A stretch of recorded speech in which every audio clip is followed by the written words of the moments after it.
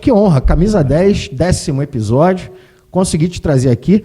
E, assim, porra, é impossível não falar da faculdade, né? Ah, não tem como. 25 anos juntos. Época maravilhosa nossa, né? Junto com o pessoal lá. Todo dia era uma festa. Como você disse na formatura, a vida é uma grande festa. Então, muito legal. E o legal é que a gente está até hoje, né? Em contato com todo mundo, somos grandes amigos. O WhatsApp proporcionou isso, né? Também tem isso. Mas é o que eu falo, quanto mais você vai crescendo, mais difícil você consegue fazer as amizades verdadeiras, né? E amizades perdurarem, que a gente vai para o mercado de trabalho, vai para outra fase da nossa vida. E é difícil ter isso. E a gente conseguiu, pelo menos na faculdade, manter essa amizade, né, com as pessoas. A gente tem um grupo muito legal, para quem não conhece. E é o que eu falo, tem meus amigos de infância, meus amigos de colégio, meus amigos de faculdade, e os amigos do futebol, é claro. E assim, é bem legal, é só coisa boa que a gente tem na memória. Eu fiquei tão emocionado de estar com esse cara aqui que eu esqueci de começar como eu sempre começo, né? Com o símbolo do podcast. Foi igual o Valdir. A Blade está na mesa. Agora sim a gente começa o podcast. Mário, você falou de colégio. Colégio? Colégio militar. Ah, queria que você falasse. Eu sei que você tem um orgulho de falar o Zum Zaravalho. Pô, Mário, vai perder essa oportunidade, pô. E todo mundo implica. Quem não não entende, né? Que não sabe do colégio, tudo. Vê se, né, o que é Zum Zaravalho? O que é esse negócio? Enfim, é nosso grito de guerra, nossa canção do colégio. Mas você tem esse orgulho, né, do colégio militar? Claro. Porque, assim, é o que eu falo. Todo mundo fala que você só tem as amizades verdadeiras, você pode contar nas mãos e tal. Cara, eu tenho um orgulho muito grande de falar que meus melhores amigos, a gente tem mais de, sei lá, não sei nem contar. E amigos assim. Que você... cara, a gente de faculdade, a gente tem 25 anos, se você puxar os caras para trás... Pô, justamente, mas é o que eu estou falando da quantidade. Que às vezes as pessoas não entendem o que é o colégio militar. Então, assim, querendo ou não, a gente fala que é como se fosse uma irmandade, uma seita, no bom sentido, né? Sim, claro. Mas, cara, em qualquer canto do mundo tem alguém no colégio. Você não tem noção disso. É uma coisa muito bizarra. Eu lembro... vou contar um caso aqui. Casos são bem-vindos sempre, cara. Tava no metrô, né? Moleque isso, acho que quinta série, sexta série, era pirralho. E a gente tava eu um outro amigo todo enrolado para pegar um bilhete do metrô, a gente esqueceu de comprar, não sei o quê.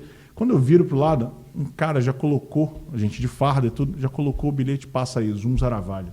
Caraca. Eu fiquei olhando assim, eu falei, que isso? Então é uma coisa que você não explica. Você vive aquilo, você tem aquela conexão muito grande, muito forte.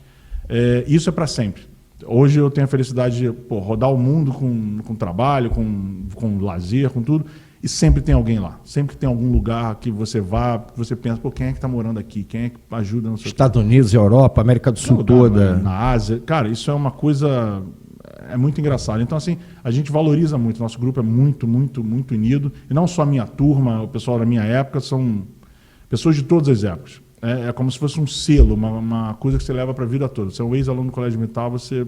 Cara, sei lá... Agora, uma coisa legal isso, porque assim, desde que eu sou moleque, eu escuto muitas pessoas falando assim, as amizades verdadeiras que você vai levar para a vida são as do segundo grau, atual ensino médio, né? Antes que os novinhos aí venham sacanear nos comentários. Ensino médio.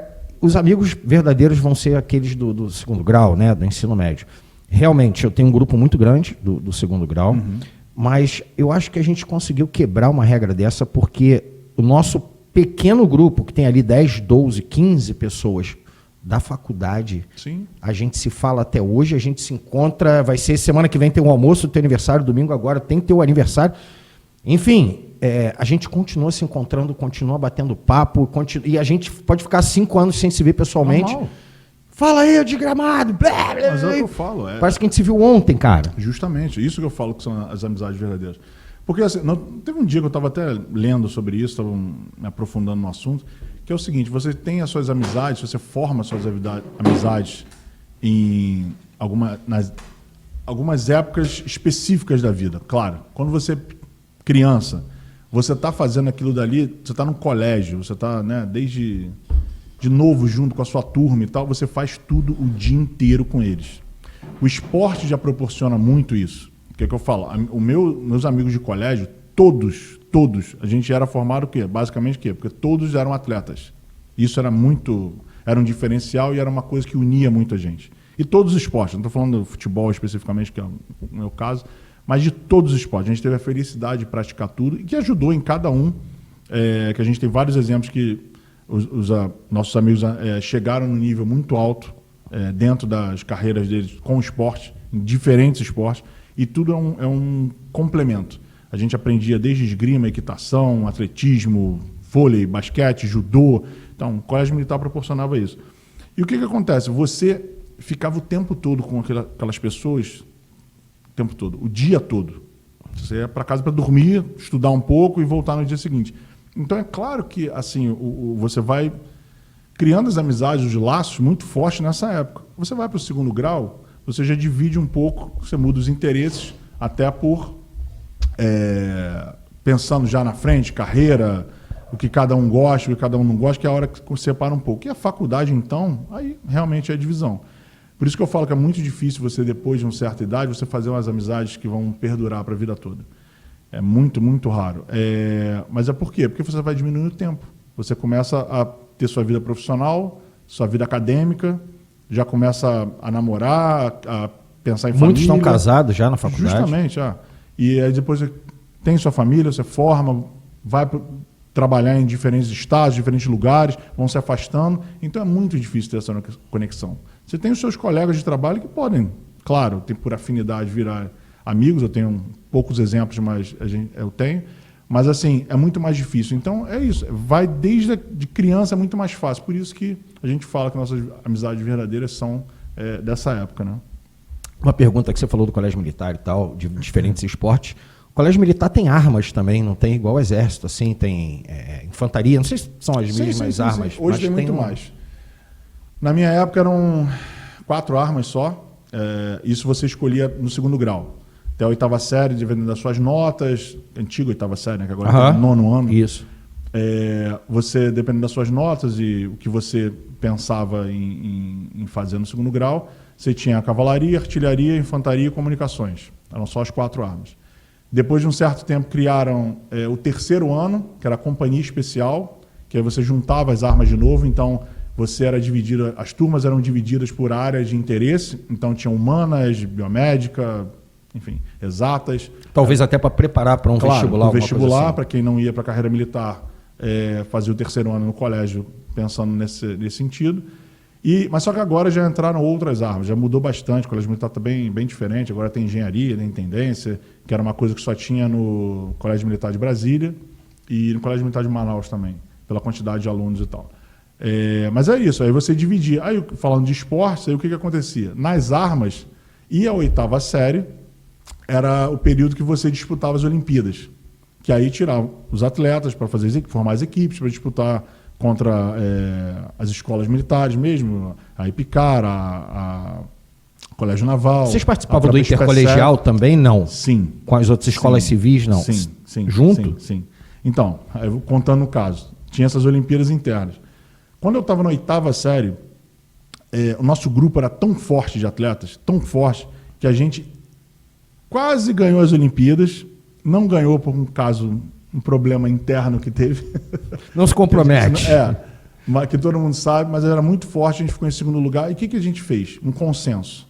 Todo mundo gostava muito de uma arma, mas decidiu assim, cara, nós quase ganhamos as Olimpíadas, vamos para um lugar todo mundo junto, a maioria, vamos para... Porque você segue carreira de pai, de família, dentro das armas no colégio, que a maioria é militar, mas assim, a gente decidiu ir para artilharia, um período, e a gente foi para quê? Para ganhar as Olimpíadas. E a gente ganhou. Fato. Era para sermos bicampeões, mas, enfim, também teve um problema lá, porque no colégio você sabe que não é tudo muito fácil. Mas, assim, e o que acarretou isso? A nossa época foi muito especial. Esse período que a gente estava no segundo grau foi muito especial pela qualidade dos atletas. Como eu falei, teve gente que saiu para a Olimpíada, de verdade, tem um amigo nosso que foi para a Olimpíada lá da China. Né? Pequim 2008? Pequim. Eu ia falar Beijing. Pequim. Beijing.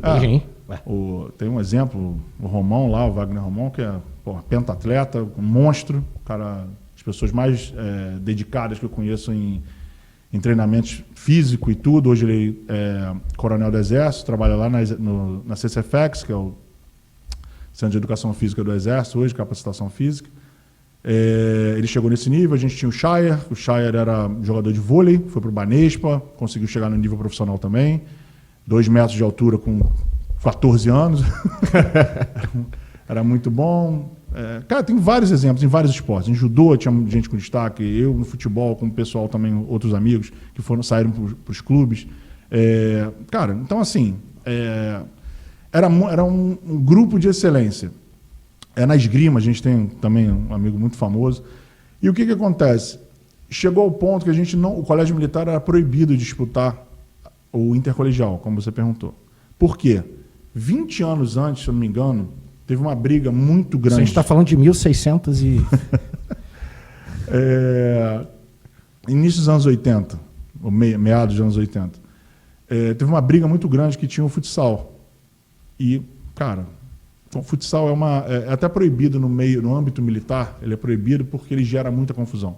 Eu não sabia disso, cara. O futsal é proibido no âmbito militar? No âmbito militar. E, assim, porque gera muita competição e é muito rápido, é muito explosivo e... Enfim, não é uma coisa muito legal. E teve uma confusão muito grande com o colégio militar, eu não lembro com quem. E nós fomos afastados da disputa do intercolegial. E, de novo, nós éramos o único colégio, um dos poucos colégios que tinha uma excelência em todos os esportes. E depois de muito tempo, na nossa época, por essa, como eu falei, essa quantidade de atletas de altíssimo nível que a gente conseguiu reunir num grupo em um curto período de tempo, nós fomos autorizados a disputar o intercolegial novamente. Antigamente a gente disputava só a natação e, se eu não me engano, o judô, alguma coisa assim, ou atletismo, não lembro. Olha que a memória é muito boa e eu estou esquecendo isso, mas enfim.